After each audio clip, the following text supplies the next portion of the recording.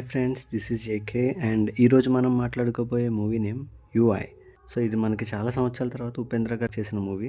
So మీకు ఆయన movies తెలుసు, చాలా డిఫరెంట్గా ఉంటాయి. ఎప్పుడు మనకి ఒక స్ట్రైట్ ఫార్వర్డ్ మూవీ ఆయన తీయరు. ఇది మూవీ ఎలా ఉందంటే నాకైతే పర్వాలేదు, నచ్చింది అని చెప్తాను. But as a general audience పర్స్పెక్టివ్లో చెప్పాలంటే మూవీ నచ్చలేదు, వాళ్ళకి నచ్చదు కూడా. వై బికాజ్ ఇక్కడ నేను ఒక రిఫరెన్స్ తీసుకోవాలి, Hollywood director Christopher Nolan. So compare చేస్తున్నానని కాదు, ఆయన తీసుకున్న స్టోరీస్ కాన్సెప్ట్స్ చాలా డిఫరెంట్గా ఉంటాయి. థింగ్ ఏంటంటే అక్కడ డైరెక్షన్ అండ్ ఎగ్జిక్యూషన్ ఎక్స్ట్రాడినరీగా ఉంటాయి. ఈవెన్ దో చాలామందికి అర్థం కాదు movie. So first time second time చూస్తేనే ఇంకొంతమందికి అర్థం అవుతుంది. సో అలాంటి మూవీకి అలా అయినప్పుడు ఈ మూవీలో డైరెక్షన్ అండ్ ఎగ్జిక్యూషన్ అనేది ఫెయిల్ అయింది.